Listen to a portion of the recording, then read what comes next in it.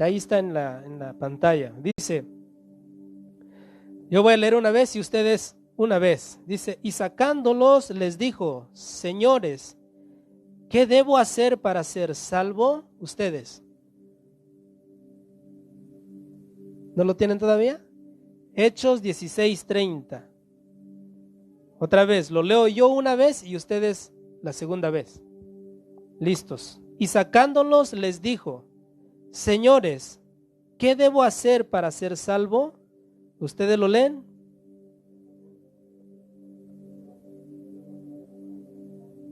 Ese va a ser nuestro título, nuestro mensaje. ¿Qué debo de hacer para ser salvo? Amén.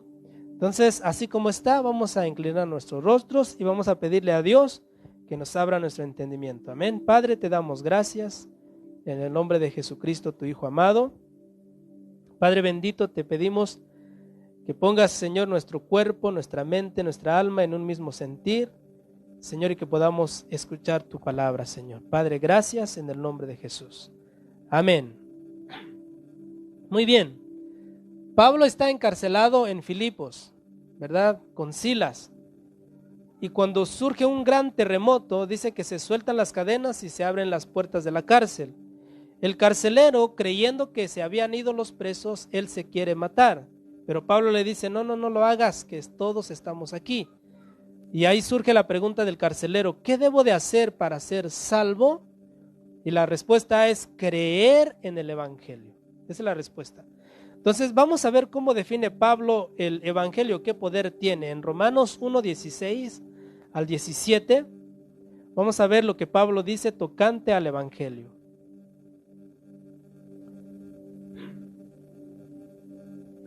Dice la escritura, porque no me avergüenzo del evangelio, ¿porque qué? Porque es poder de Dios, ¿para qué? Para salvación. Ahora, pregunto, dice ahí, ¿a los escogidos? ¿O qué dice?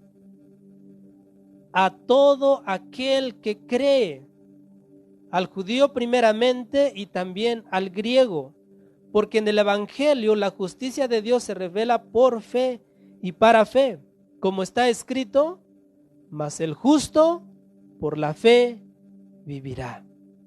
¿No te dice que Pablo dice el evangelio es poder de Dios? Ahora, ese poder de Dios no significa como a veces lo cantamos o que el diablo está bajo mis pies y písale la cabeza al diablo. No, no se trata de eso, aunque nosotros por Cristo somos más que vencedores y hemos vencido al pecado y al diablo. Pero el poder de Dios que habla Pablo es cuando se predica, ¿verdad? Cuando la escritura es predicada, la palabra tiene poder, ¿para qué? Para salvación. ¿A quiénes? A todos los que creen. Es decir, está abriendo la puerta del evangelio a todo aquel que quiera creer. No está diciendo a unos cuantos, a unos escogidos. No, está diciendo a todo aquel que en él cree. Entonces, note el poder del evangelio. La pregunta es, ahora, una vez que sabemos que la persona tiene que oír el evangelio y creerlo, ahora la siguiente pregunta es, ¿y qué es el evangelio? ¿Qué es el evangelio? ¿Cuántos me pueden ayudar a definirlo? ¿Qué es el evangelio? O vamos a empezar desde más atrás. ¿Qué significa evangelio? ¿Alguien sabe qué significa evangelio? Buenas noticias, ¿verdad? Viene del latín evangelium y del griego, no sé cómo pronunciarlo, pero evangelion. No lo puse ahí, pero significa buena noticia. En el griego la palabra eu, que significa bien, ¿verdad? Y como helion, que significa mensaje, es decir, mensaje buena. Entonces eso significa evangelio. Ahora ya definimos qué significa evangelio, son buenas noticias. La siguiente pregunta es, ¿y qué son y qué es creer en el evangelio? ¿Qué es el evangelio? ¿Lo definimos? Ahora, ¿qué es el evangelio? Son buenas noticias, ¿verdad? Ya lo definimos. Ahora la siguiente pregunta es, ¿cuáles son esas buenas noticias? Y ahí están los puntos que vamos a ver. ¿verdad? Son 6 puntos que vamos a ver que consisten en el Evangelio. Para que una persona crea y sea salva, tiene que creer en estos 6 puntos. ¿Cuáles son? 1, Cristo vino en carne. Segundo, sufrió por nuestros pecados. Ahí están mal los números. Si lo puedes arreglar ahí, hija. Ahí dice 1, 2, 2A. Bueno, así déjalo mientras, ya luego lo arreglamos. Entonces, pero ya usted sabe que va 1, 2 y 3, ¿verdad? Lo bueno es que todos sabemos contar, ¿verdad? Entonces, yo soy el que me equivoqué ahí. Entonces dice, 1, Cristo vino en carne. 2, sufrió por nuestros pecados. 3, murió. 4, al tercer día resucitó. 5, ascendió a los cielos. 6, está sentado a la diestra de Dios. Y 7, volverá por nosotros. Entonces, una vez que ya lo vio ahí, voy a decirle a mi hija que lo arregle. Para eso tiene que apagar un poquito ahorita, ¿verdad? Y luego lo va a volver a prender. Muy bien. Entonces, todas estas cuestiones son las buenas noticias. Las buenas noticias que vienen al mundo, ¿verdad? Para que una persona sea salva. Ahora vamos a ir a Juan 3. A ver, vamos a ir a Juan 3. Ahorita les voy a dar versículos de todos esos puntos. Voy a esperar que mi hija le ponga ahí, lo corrija. Muy bien, quiero que vaya a Juan 3:19. Dice la escritura, Juan 3:19 dice, y esta es la condenación. ¿Qué significa condenación? Si lo ponemos de forma terrenal, ¿verdad? Es ir a la cárcel, ¿verdad? Y esta es la condenación, que la luz vino al mundo, ¿verdad? Y los hombres amaron más las tinieblas que la luz, porque sus obras, ¿qué dice? Eran malas, porque todo aquel que hace lo malo aborrece la luz y no viene a la luz para que sus obras no sean reprendidas. Mas el que practica la verdad viene a la luz para que sea manifiesto que sus obras son hechas en Dios. Muy bien, dice que la condenación es que la luz vino al mundo y los hombres amaron más las tinieblas que la luz. Entonces, ¿la luz quién es? Cristo. ¿Y qué vino a hacer Cristo al mundo? Todo esto. Es lo que vino a hacer Cristo en el mundo. Vino como Dios hecho en carne, Dios en carne, Jesús, sufrió por nosotros, murió, al tercer día resucitó, ascendió a los cielos, está sentado a la diestra del Padre y Él volverá por nosotros. Entonces vamos a ver cada punto con sus versículos correspondientes. Hay muchos, pero yo le voy a dar nada más, como le dije hace rato, le voy a dar como el principio, lo básico, y usted puede seguir indagando, puede, ¿cómo se dice? Puede ampliar su propio estudio, ¿verdad? Porque aquí es muy poco tiempo, 1 hora, para que podamos hablar mucho acerca de los versículos, que hay muchos. Aquí solamente es como una ayudadita, ¿verdad? Muy bien. Cristo vino a la tierra en carne. Juan 1:1, primer versículo. Vamos a estar para allá y para acá en la escritura, así que tiene que ser diestro en su palabra, en la palabra de nuestro Dios, en su Biblia. Entonces Juan 1:1 dice, en el principio era el verbo. ¿Y quién es el verbo? Jesús. Y el verbo era con Dios. Y el verbo era Dios. O sea, desde el principio Jesús no era un Dios como dicen los testigos de Jehová. No era un Dios, era Dios, ¿verdad? Jesús es Dios. No fue un Dios como vuelvo y le digo, como dicen unas sectas. Muy bien, este es el primer versículo para esa parte. La siguiente es ahí mismo, pero en el verso 14. Juan 1:14 dice, y aquel verbo fue hecho carne y habitó entre nosotros, y vimos su gloria, gloria como del unigénito del Padre, lleno de gracia y de verdad.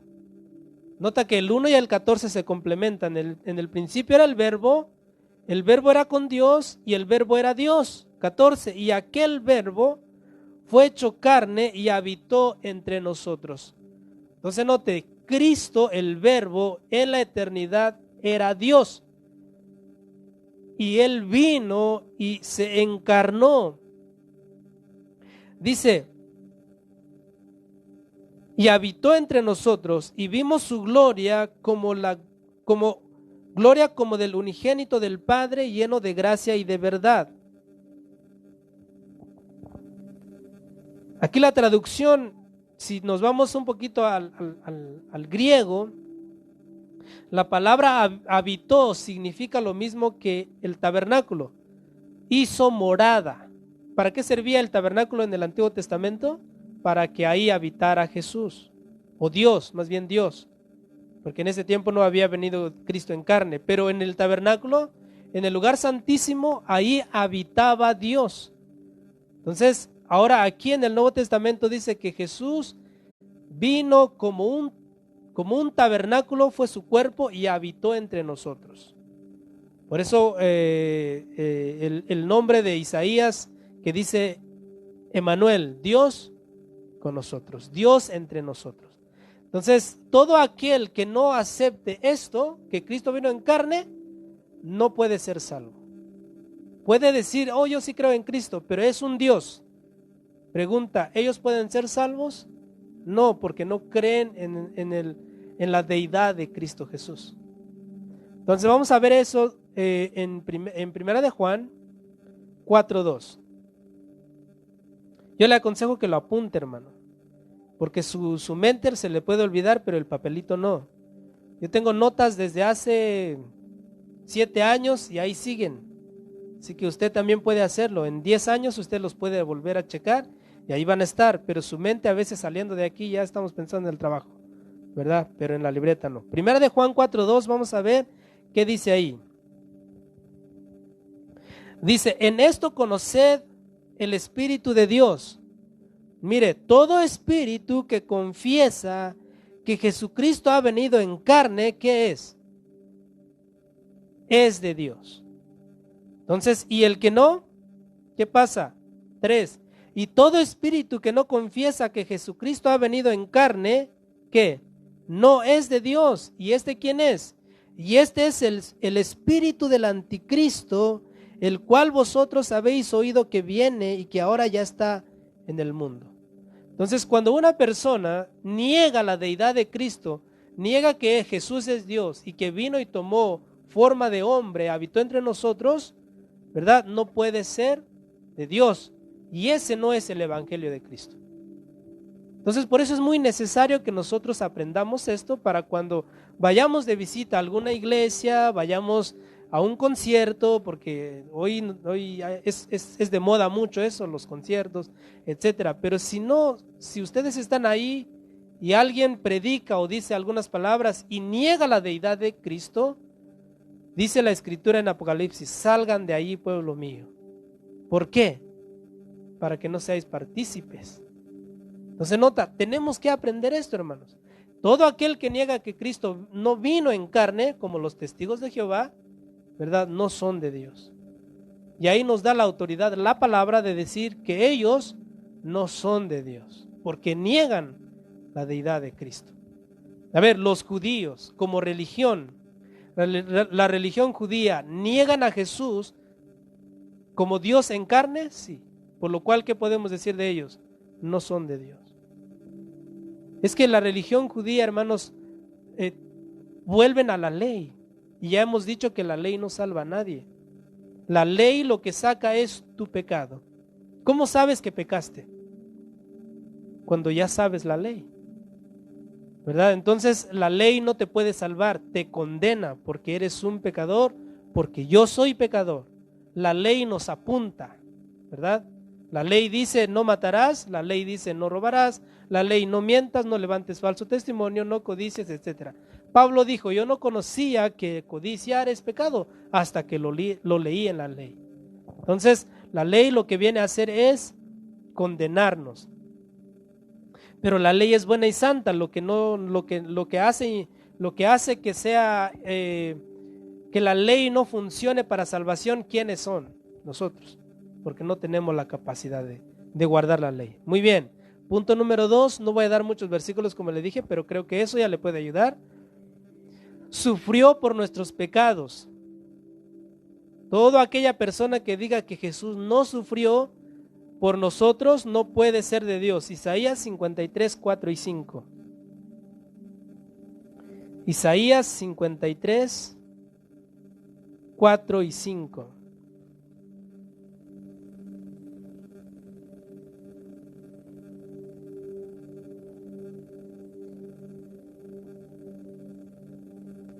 Dice, hablando del siervo de Jehová, dice, ciertamente llevó él nuestras enfermedades y sufrió nuestros dolores, y nosotros le tuvimos por azotado, por herido de Dios y abatido. Mas él herido fue por nuestras rebeliones, molido por nuestros pecados, el castigo de nuestra paz fue sobre él, y por su llaga fuimos nosotros curados. Muy bien, vemos al siervo sufriente o al siervo de Dios sufriendo. Entonces, Cristo nació en carne, pero no solo vino a ver qué pasa en el mundo, no, Él vino con un propósito, vino a sufrir por nuestros pecados. ¿Qué demanda Dios tocante al pecado? ¿Verdad? Toda alma que pecare, ¿qué dice? Esa morirá. El alma que pecare, esa morirá. Entonces la justicia de Dios, cuando una persona peca, o la paga de Dios a ese pecado es la muerte, separación total de Dios, ¿verdad? Pero Cristo vino a sufrir por nosotros, sufrir la ira de Dios por nosotros. A ver, recordemos un poquito el tabernáculo, ¿verdad? Cuando una persona erraba en los mandamientos, ¿qué tenía que traer? Los que ya saben, ¿qué tenían que traer? Una ofrenda. Dependiendo el error que cometió, tenía que traer sea una cabra, sean palominos, ¿verdad? ¿Y dónde se mataba el animalito? En el altar del sacrificio, ¿verdad? Y luego de matarlo, le sacaban toda la grasa, dependiendo de la ofrenda que era, lo ponían y todo el fuego consumía, ¿verdad? La grasa del animalito. Ahora, ese animalito estaba ahí representando ¿a quién? Al pecador, ¿verdad? Es decir, yo ofrendante, traje mi animalito, yo estoy todavía vivo, estoy viendo cómo se está quemando el animalito, ¿verdad? Y se recuerdan que yo les dije que el que mataba al animalito no era el sacerdote. ¿Quién era?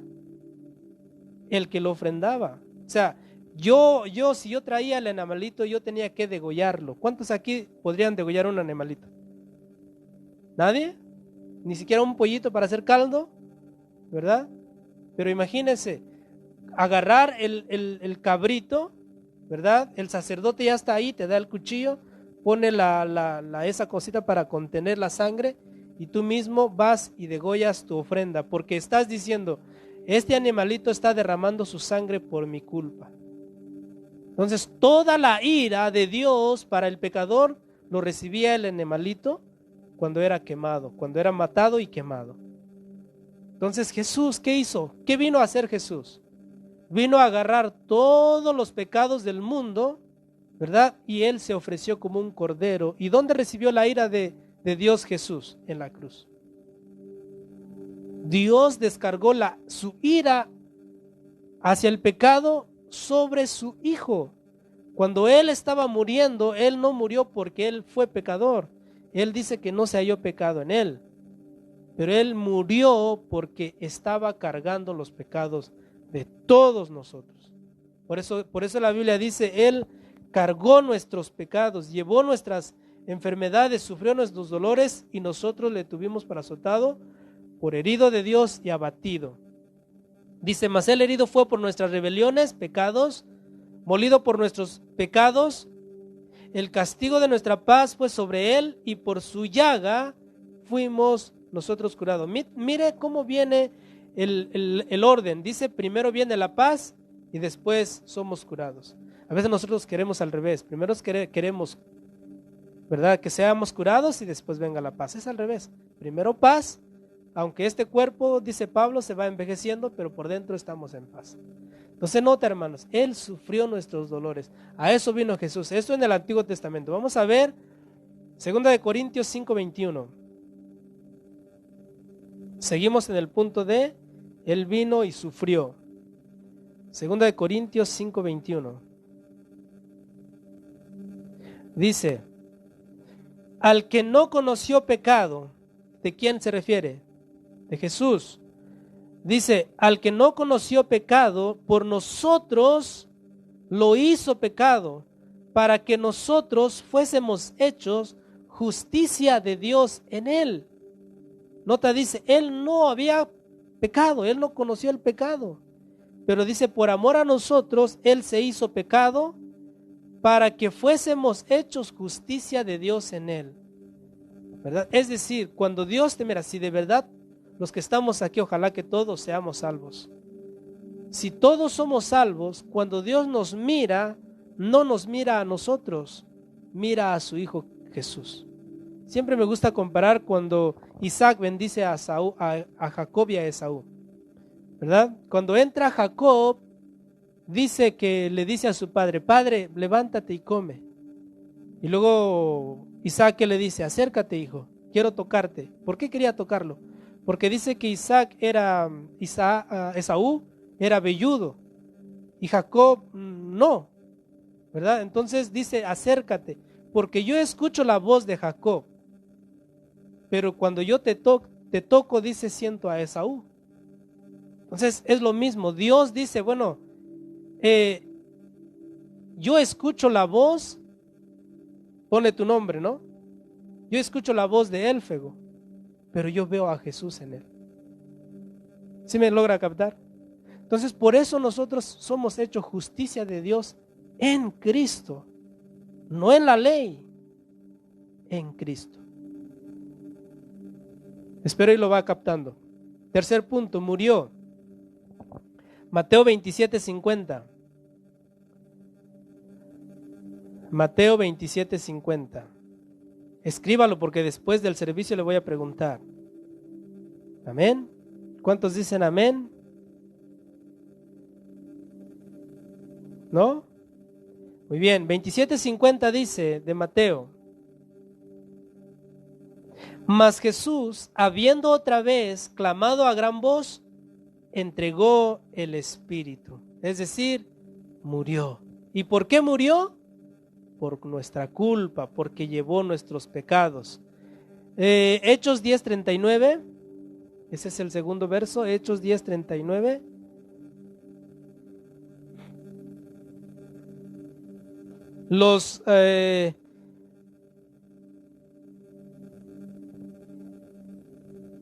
Los apóstoles aquí van a dar testimonio de lo que vieron.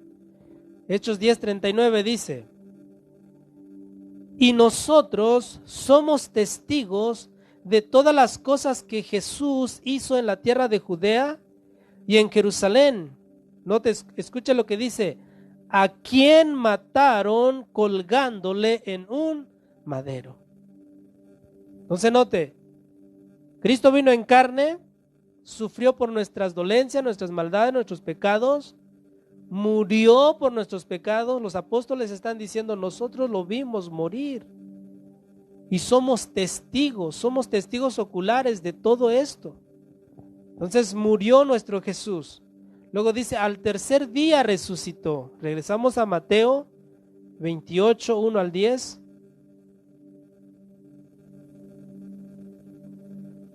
Mateo 28.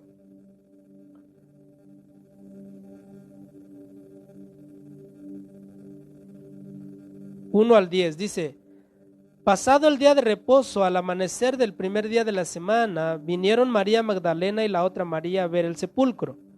Y hubo un gran terremoto, porque un ángel del Señor descendiendo del cielo y llegando removió la piedra y se sentó sobre ella. 3. Su aspecto era como un relámpago y su vestido blanco como la nieve. Y de miedo de él los guardas temblaron y se quedaron como muertos. Mas el ángel, respondiendo a las mujeres, dijo a las mujeres, no temáis vosotras, porque yo sé que buscáis a Jesús, el que fue crucificado. No está aquí, pues ha resucitado, como dijo. Venid, ved el lugar donde fue puesto el Señor, e id pronto y decid a sus discípulos que ha resucitado de los muertos, y he aquí va delante de vosotros a Galilea. Allí le veréis. He aquí os lo he dicho. Entonces ellas, saliendo del sepulcro con temor y gran gozo, fueron corriendo a dar las nuevas a sus discípulos, y mientras iban a dar las nuevas a sus discípulos, note, las nuevas, buenas nuevas. He aquí Jesús les salió al encuentro diciéndoles: salve. Y ellas, acercándose, abrazaron sus pies y le adoraron. Entonces Jesús les dijo: no temáis, id, dad las nuevas a mis hermanos para que vayan a Galilea y allí me verán. Note que la resurrección, aquí está diciendo el mismo Jesús, las nuevas, las buenas nuevas, que ha resucitado. Si Jesús no resucitó, dijo el apóstol Pablo, en vano estamos aquí. Pero como sabemos que Él resucitó, no es tiempo perdido el hecho de estar aquí. Vaya conmigo a Hechos 10. Volvemos a Hechos 10.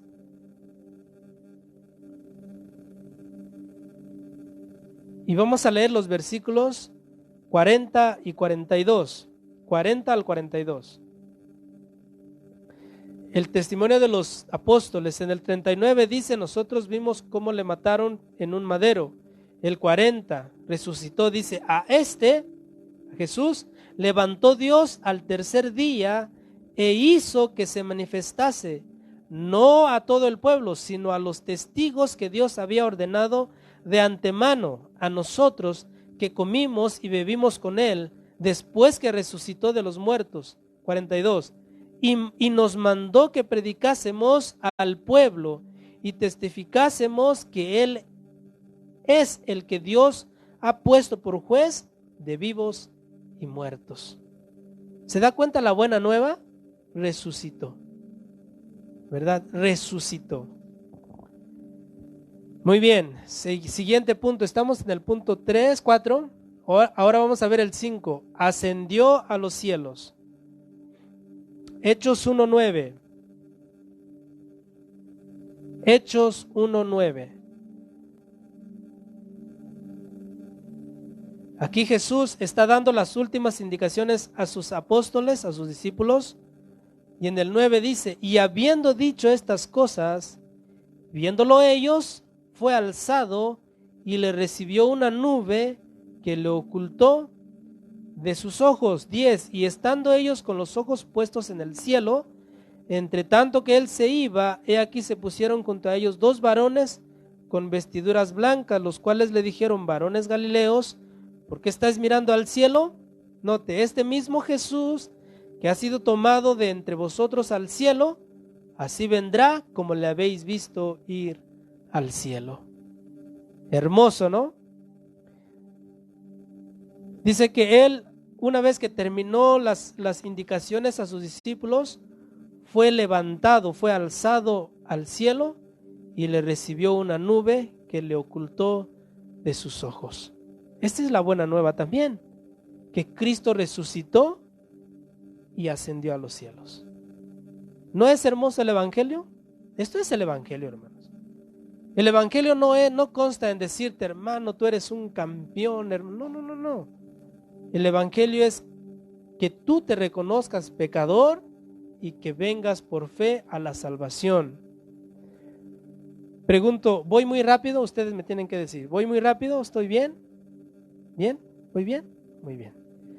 Siguiente versículo, Efesios 4, 8 al 10. Efesios 4, 8 al 10. Seguimos en el mismo punto. Cristo ascendió a los cielos. 4, 8 al 10. ¿Lo tiene? Los espero para que lo lean juntos o lo leamos juntos. Efesios 4, 8 al 10.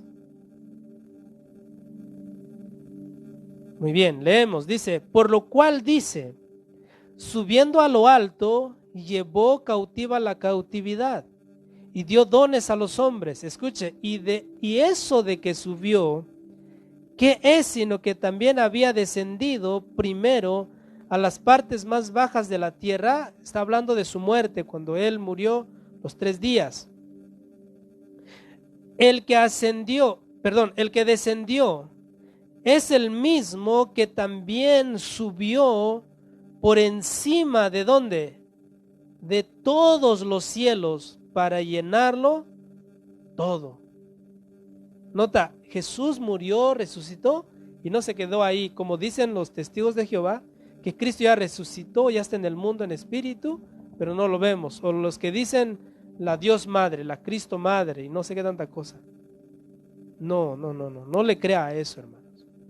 Entonces nota, Cristo subió a todos o por encima de todos los cielos. Y Él está ahí. Ahora la pregunta a ustedes, ¿y dónde está Jesús? Sabemos que está en el cielo, pero ¿dónde está exactamente y qué está haciendo? El sexto, ¿verdad? Ascendió a los cielos. Y al ascender a los cielos, Él está sentado a la diestra de Dios. Ahora, aquí no va el punto, pero ¿qué está haciendo? ¿Qué? Ahí sentado está esperando nada más así, viendo Netflix o YouTube o Facebook. No, ¿verdad? ¿Qué está haciendo? Intercediendo. Mientras que nosotros estamos viendo el fútbol, el Señor le está diciendo, perdónalo, Señor. Después va a leer 2 horas tu palabra, ¿verdad? Cuando estamos afanados en el trabajo, no sé, perdónalo, Padre mío, yo ya morí por él. Llegando 2 horas de oración, ¿verdad?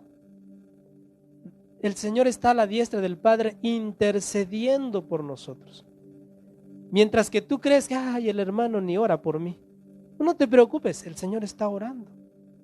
En Juan 17 está la oración preciosa de Jesús. Apúntelo ahí y léalo. Juan 17. La oración de Jesús por todos los creyentes. No voy a ir ahí porque no es el tema, pero mire lo hermoso que Jesús oró por ti.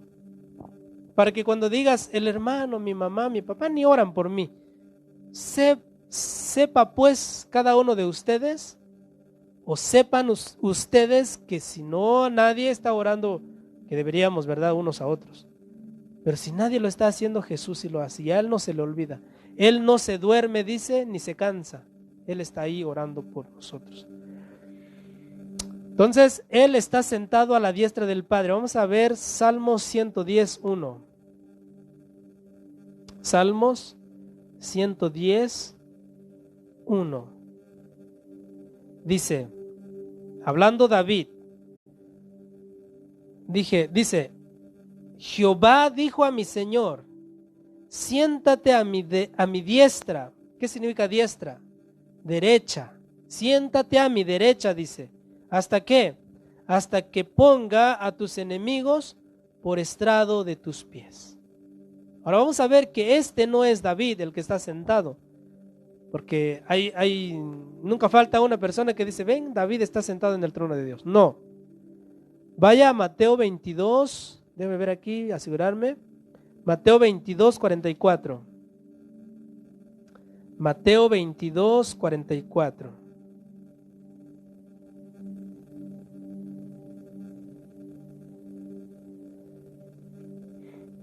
de Mateo dice, vamos a leer desde el 41 al 46. Es Jesús disputando con los fariseos. Dice, y estando juntos los fariseos, Jesús les preguntó, diciendo, ¿qué pensáis del Cristo? ¿De quién es hijo? Los fariseos le dijeron, de David.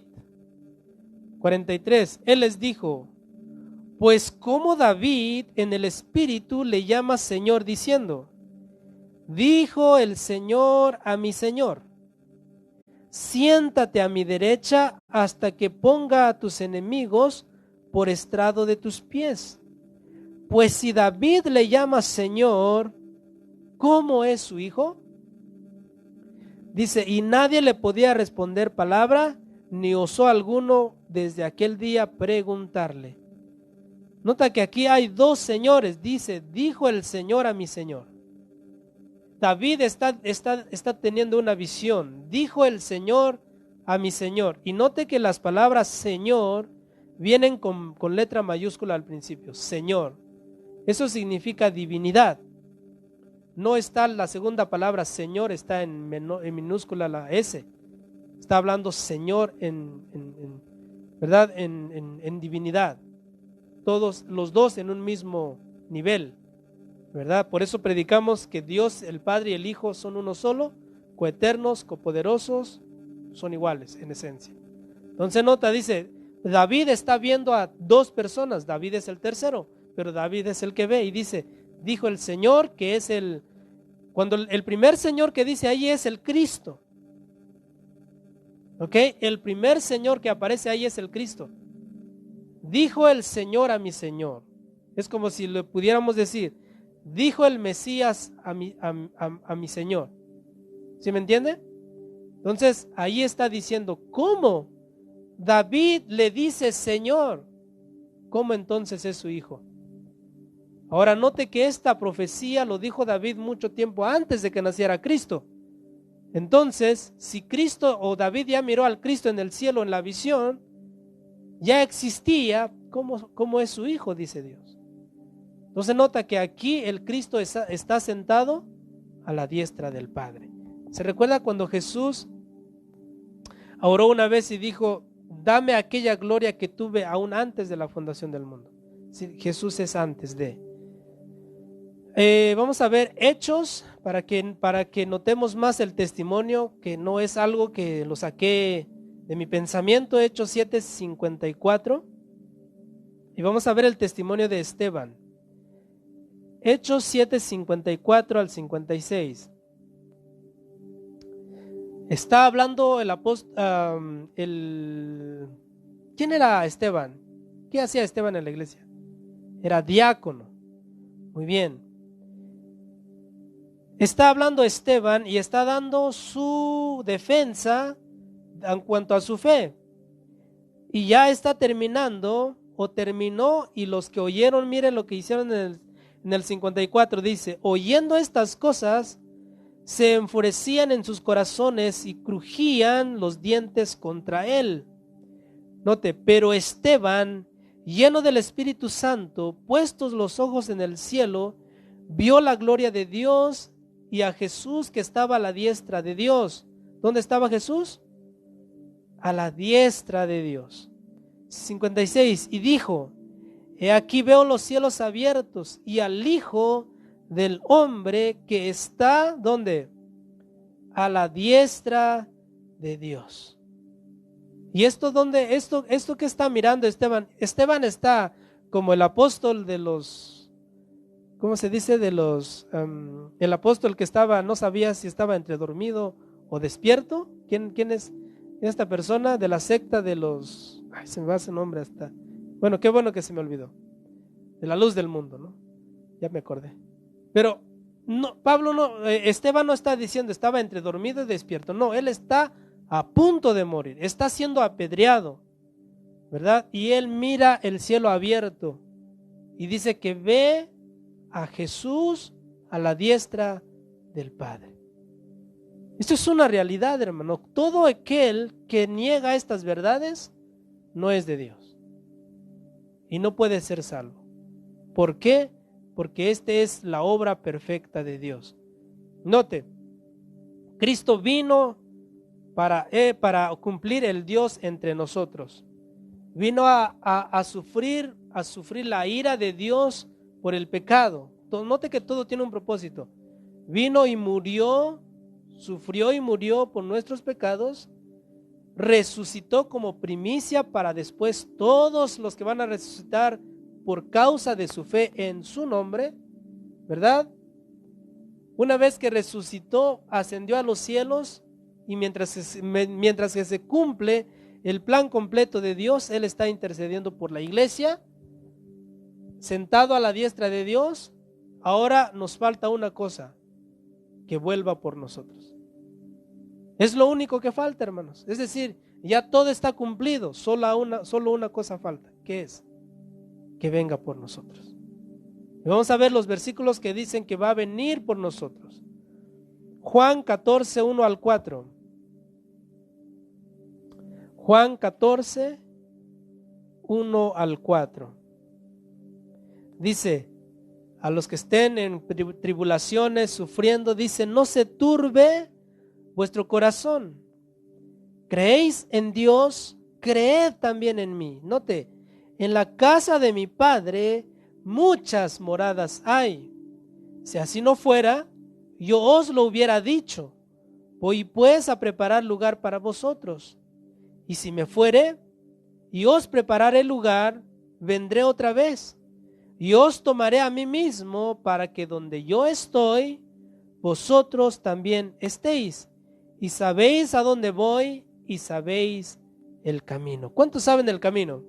O vamos a hablar como Tomás. ¿Qué dijo Tomás? Señor, no sabemos a dónde vas. ¿Cómo pues sabremos el camino? Bueno, Tomás lo dijo porque no había conocido o no había entendido. Pero por eso el apóstol Juan puso esta pregunta para que usted y yo sepamos el camino. Ahora pregunto, ¿cuántos se saben el camino? Levante su mano, ¿quién sabe el camino? ¿Nada más uno? Muy bien, ¿cuál es el camino? Jesús.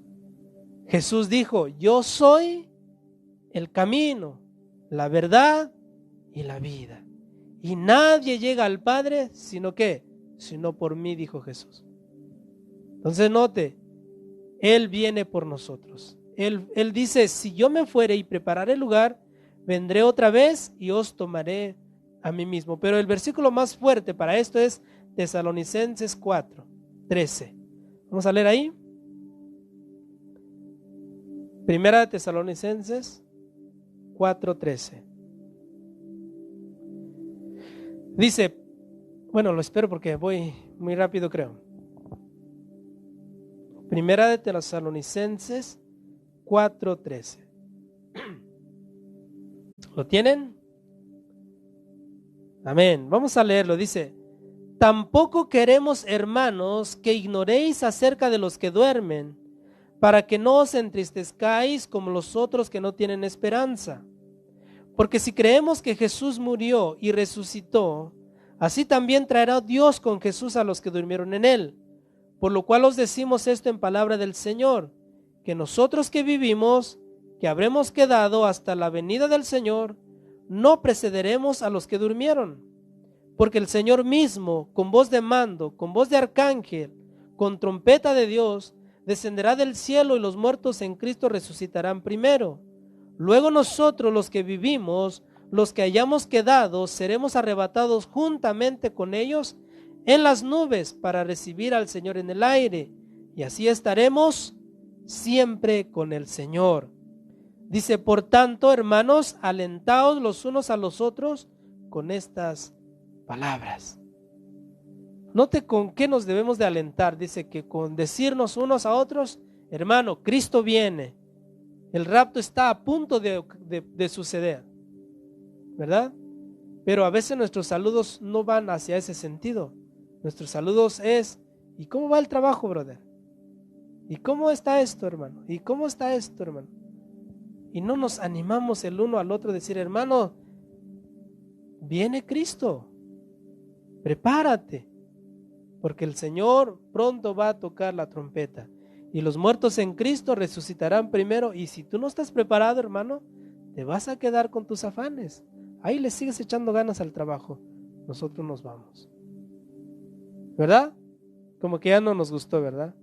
¿Cómo que te vas a ir? Pues es que si no logramos entender esto, si estamos tan perdidos y afanados, nota que el afán nos roba el interés por buscar a Dios.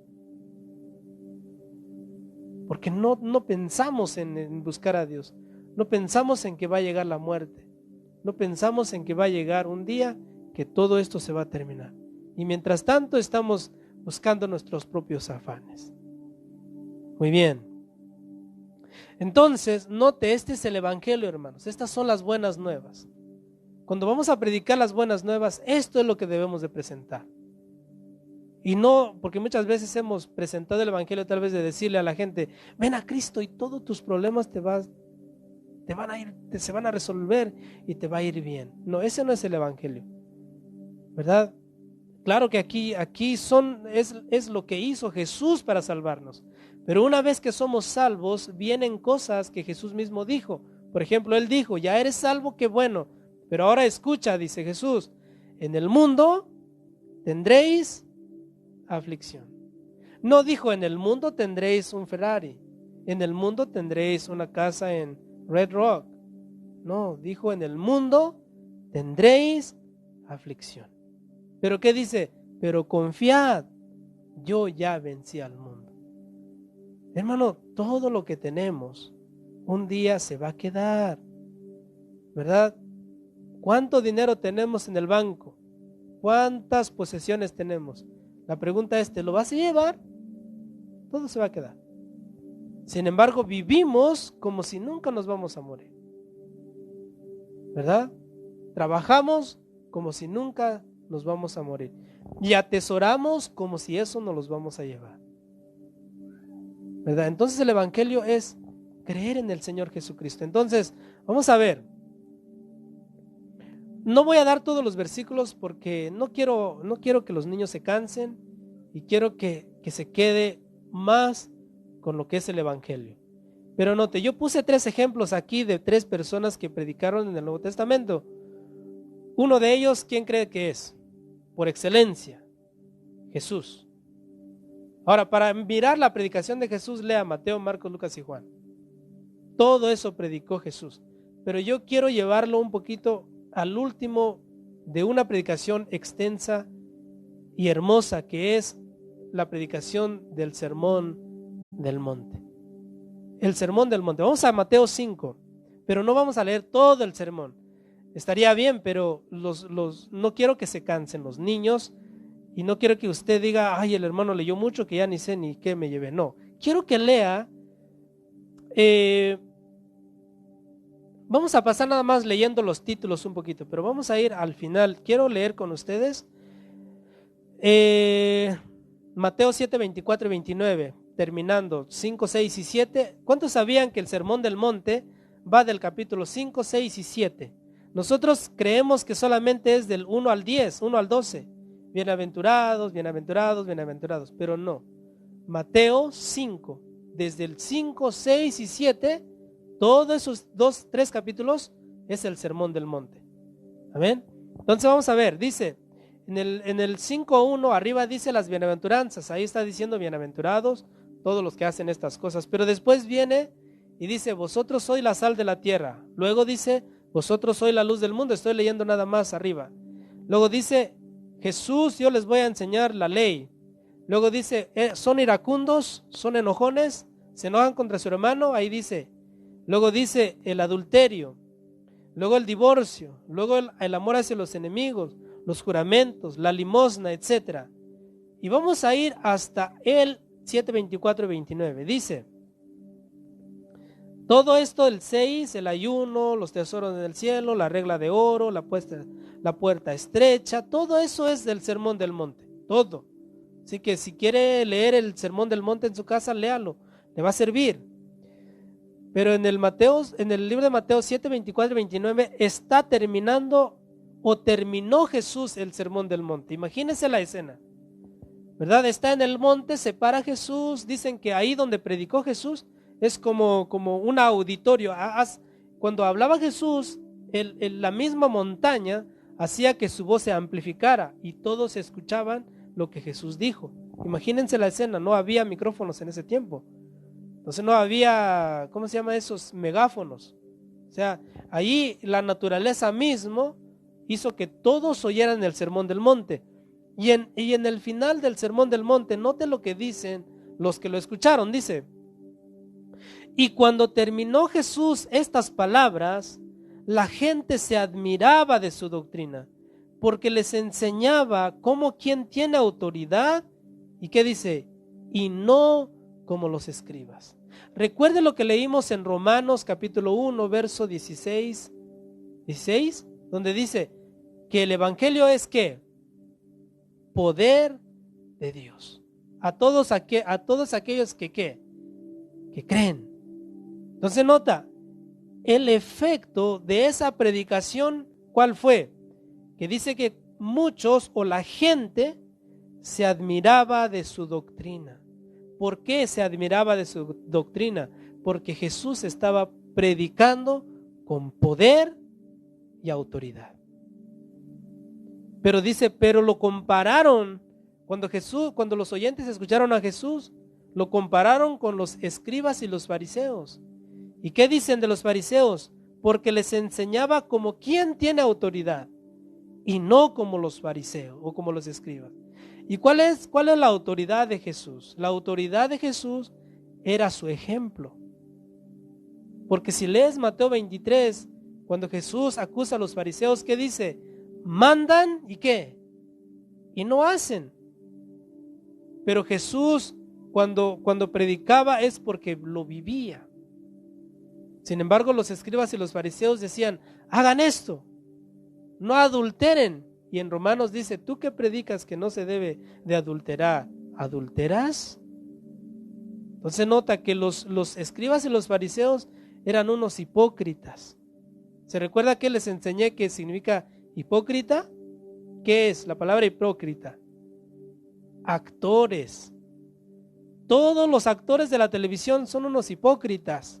Y no les estoy diciendo como personas, sino porque actúan. El hipócrita es una actuación, ¿verdad? Entonces, la palabra hipocresía va tocante a que yo digo algo y me presento como bien encorbatadito, bien trajeadito, aquí santo, santo, santo, pero por dentro soy ¿qué? Un actor, estoy actuando, ¿verdad? Y nadie se da cuenta porque dice actúa bien. ¿Cuántas veces vemos películas y dicen, no, este actor me gusta, ¿verdad?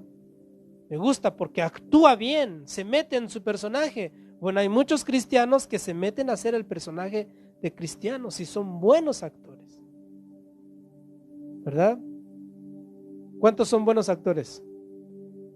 Ojalá ninguno, ¿verdad? ¿Verdad? Sino que seamos buenos cristianos y no hipócritas. Entonces cuando la gente oyó, dice, este sí tiene autoridad. Y al momento de escucharlo, muchos creyeron. Muchos le siguieron, aunque después sabemos que cuando les dijo que yo soy el pan y esto, aquello, dice que unos se fueron. Dura es esta palabra. ¿Quién podrá resistir? Y dijeron Jesús le dice a sus discípulos, ¿qué? ¿Se quieren ir también? Nota que Jesús no quiere obligados. Quiere que estemos aquí por gusto y por amor. Pero si alguien dice Jesús, como le dijo a sus discípulos, ¿alguien se quiere ir del evangelio? No te va a detener el Señor.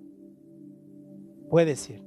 Entonces, Jesús es nuestro predicador modelo. Aún Pablo no le llega a los talones a Jesús, ¿verdad? Y nosotros no le llegamos a los talones a Pablo. Entonces, ¿dónde está el gran apóstol? ¿Dónde está el gran...? No hay nada de eso. Dice que nosotros somos siervos inútiles. Pedro también predicó el evangelio. En Hechos 2, vamos ahí a Hechos 2. Hechos 2, vamos a ver. ¿Se recuerda el primer discurso de Pedro?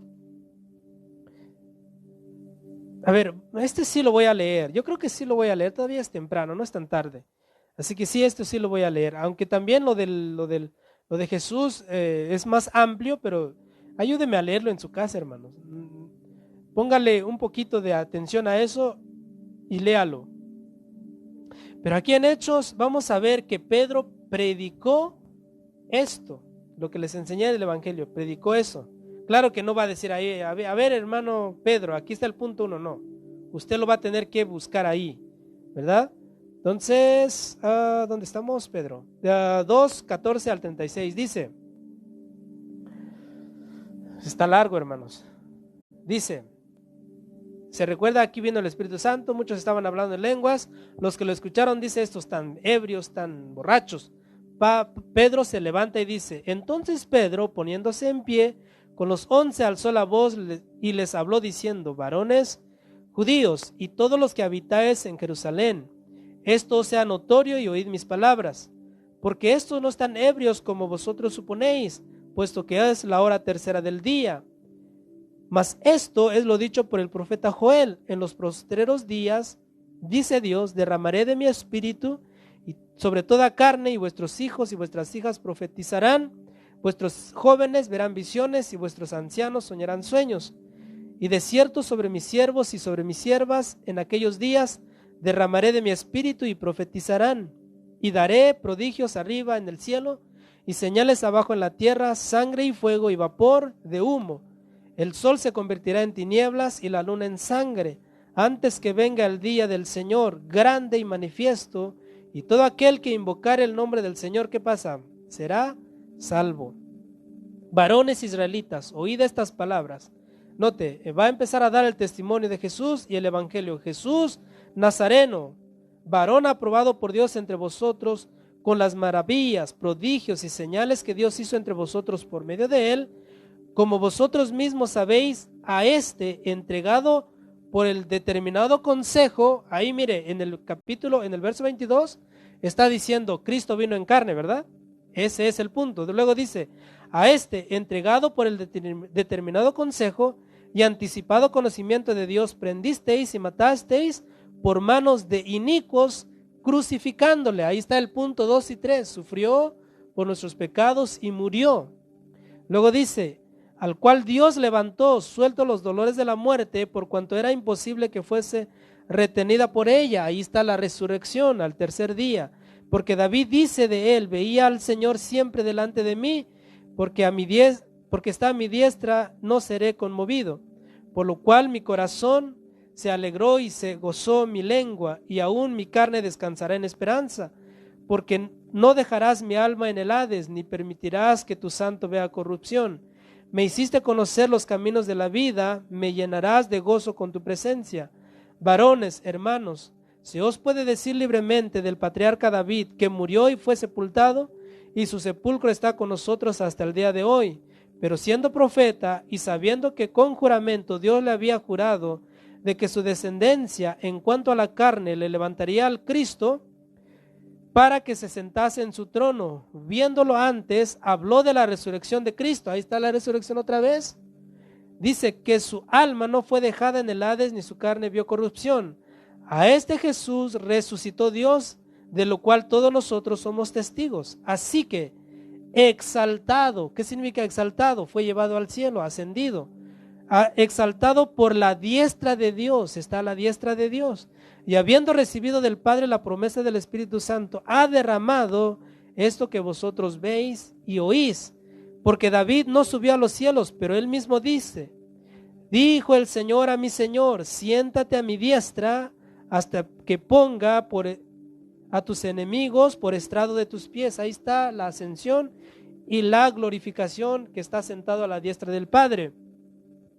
36. Sepa pues ciertísimamente toda la casa de Israel que a este Jesús a quien vosotros crucificasteis, Dios le ha hecho Señor y Cristo.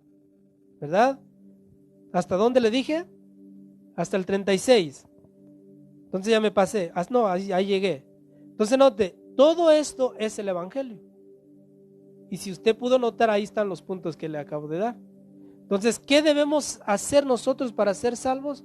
Creer en esto. Ahora viene el resultado. Mire, el 37. Al oír esto, se compungieron de corazón y dijeron a Pedro y a los otros apóstoles, varones, ¿qué haremos? Varones, hermanos, ¿qué haremos?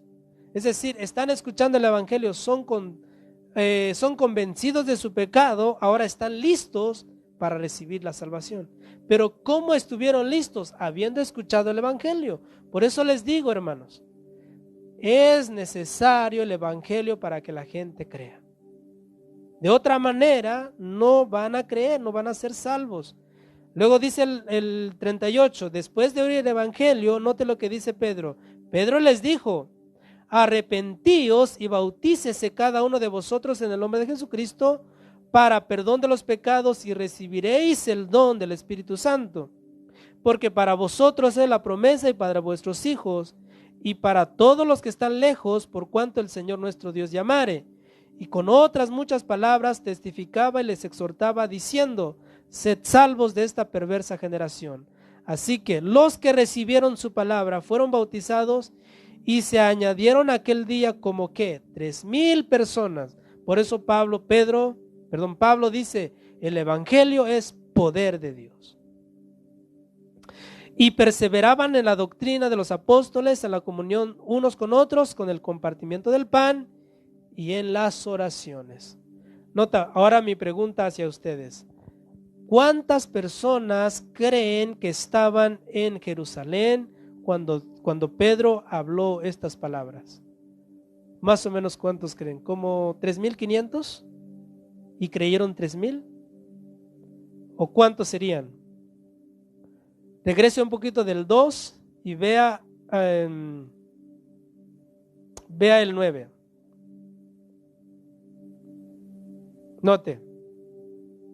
¿Cuánta gente había? No dice la cantidad de cada pueblo, pero mira, había, dice, partos, medos, elamitas, y los que habitamos en Mesopotamia, en Judea, en Capadocia, en el Ponto y en Asia, en Frigia y Panfilia, en Egipto y las regiones de África, más allá de Cirene, y romanos aquí residentes, tanto judíos como prosélitos, cretenses y árabes, y les oímos hablar en nuestras lenguas las maravillas de Dios. ¿Será que habían ahí unos qué? Recuerde que aquí era subir a Jerusalén a la fiesta de Pentecostés.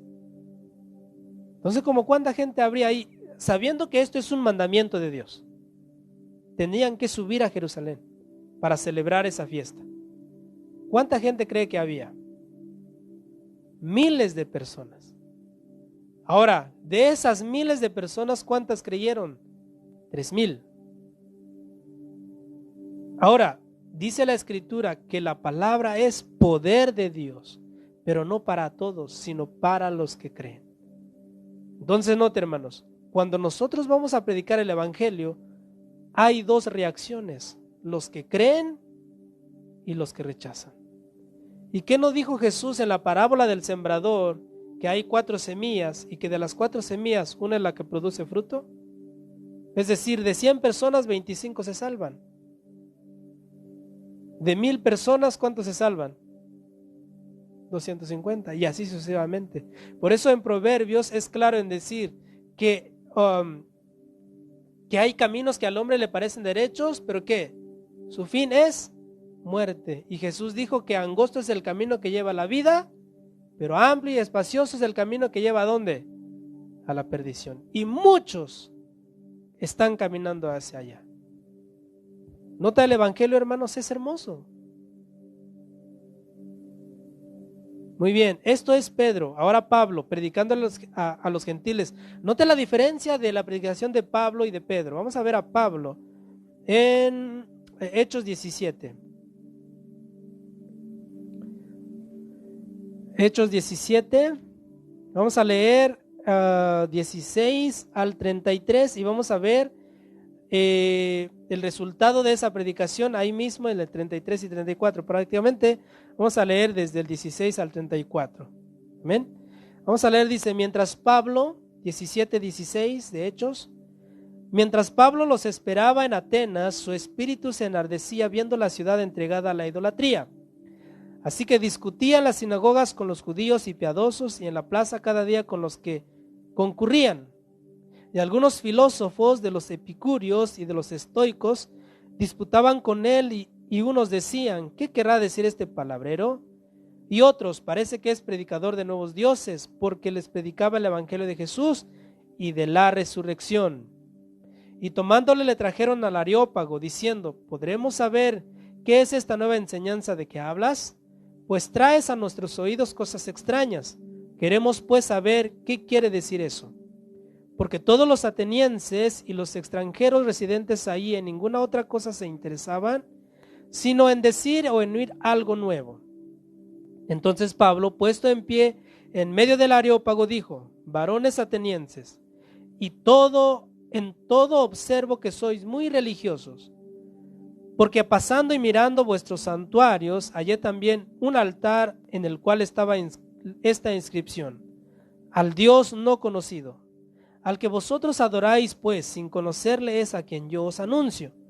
El Dios que hizo el mundo y todas las cosas que en él hay, siendo Señor del cielo y de la tierra, no habita en templos hechos por manos humanas, ni es honrado por manos de hombres como si necesitase de algo, pues Él es quien da a todos vida y aliento, y todas las cosas, y de una sangre ha hecho todo el linaje de los hombres, para que habiten sobre toda la faz de la tierra, y les ha prefijado el orden de los tiempos y los límites de su habitación, para que busquen a Dios si en alguna manera palpando puedan hallarle, aunque ciertamente no está lejos de cada uno de nosotros.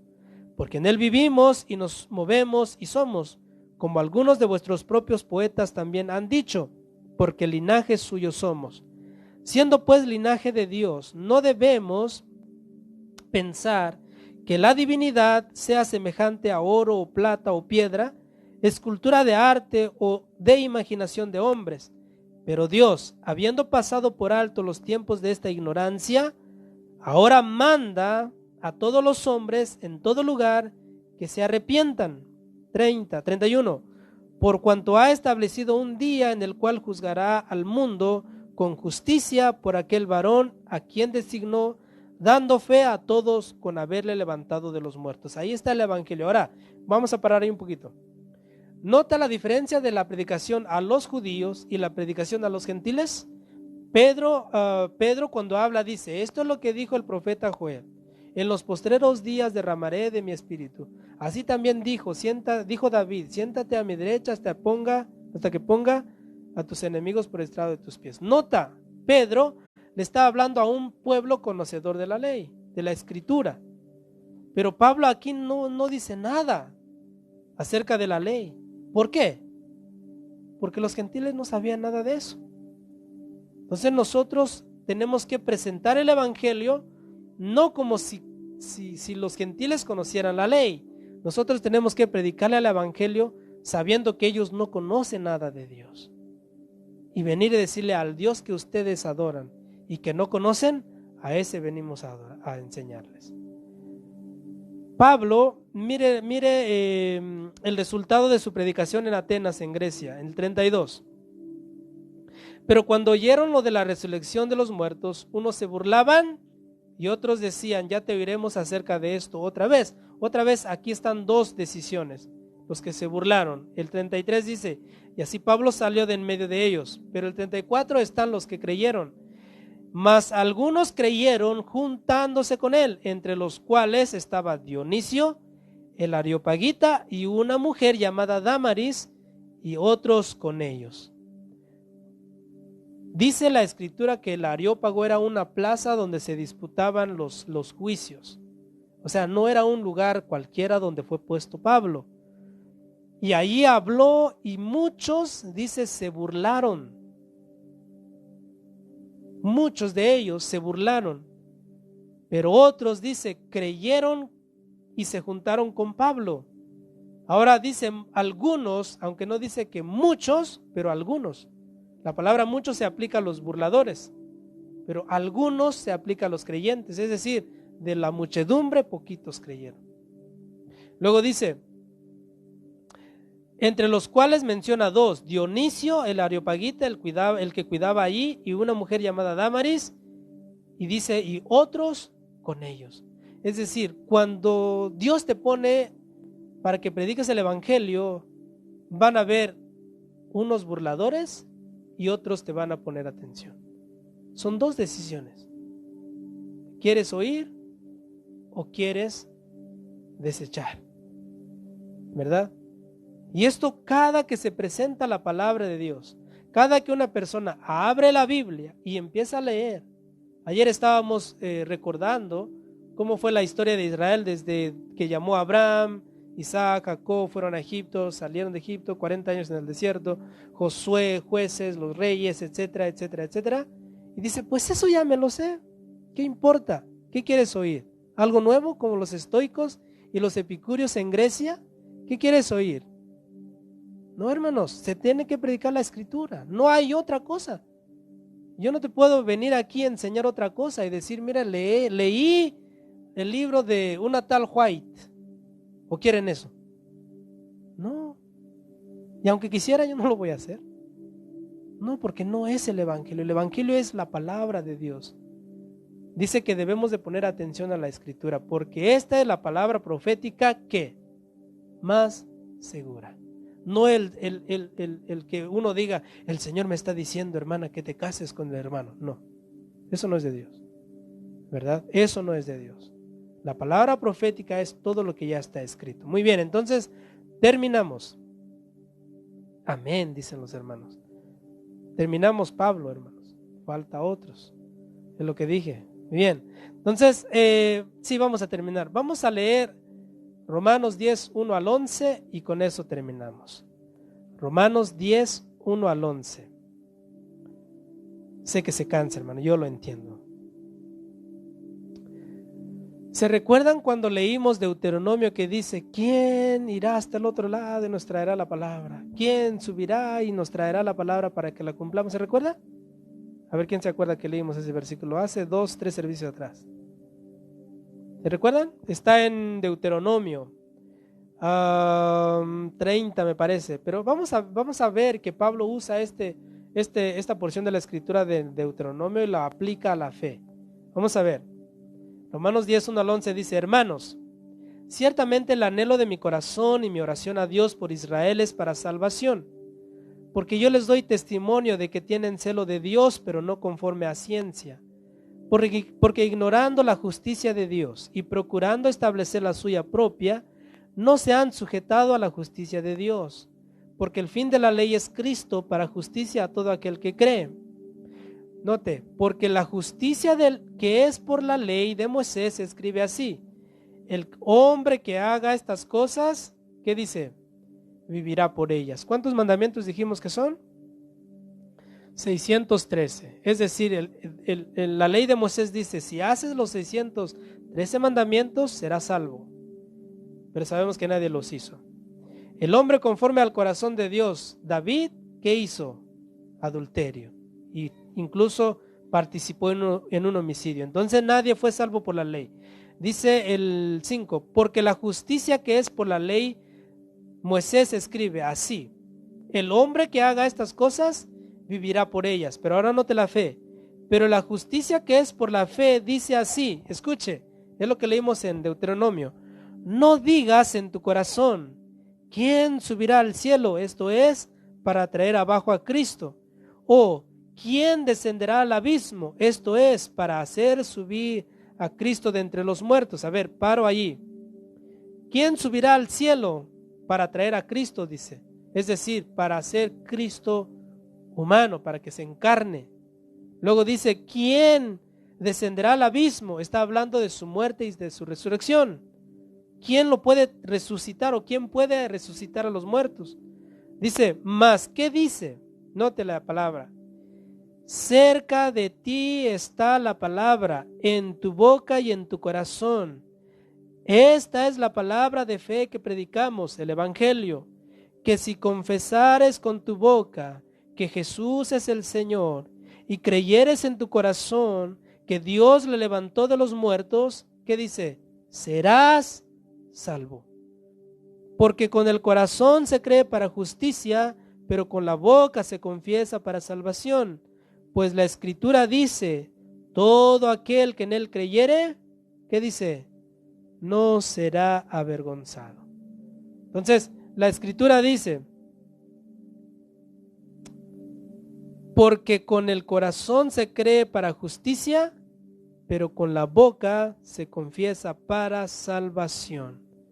El 9, si confiesas con tu boca que Jesús es el Señor y creyeres en tu corazón que Dios le levantó de los muertos, entonces serás salvo. Ahora mi pregunta es, ¿cuántos ya son salvos?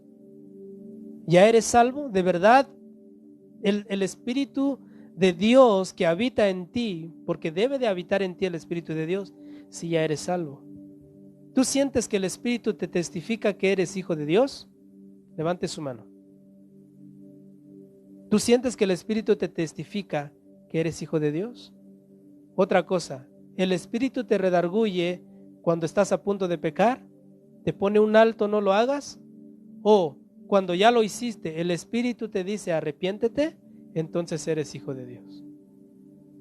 Pero si ya cometes un pecado y ya no te duele, preocúpate porque tal vez ni salvo eres. Ve que yo no soy el que te está diciendo, tú sí eres salvo. No, la Biblia te dice o te escudriña para decir, ¿eres salvo o todavía necesitas ser salvo? Porque Jesús no viene por actores, dijimos. Él viene por buenos cristianos. Amén. Entonces vamos a inclinar nuestra cabeza ahí como estamos y vamos a orar. Si aprendió algo, agradézcale a Dios.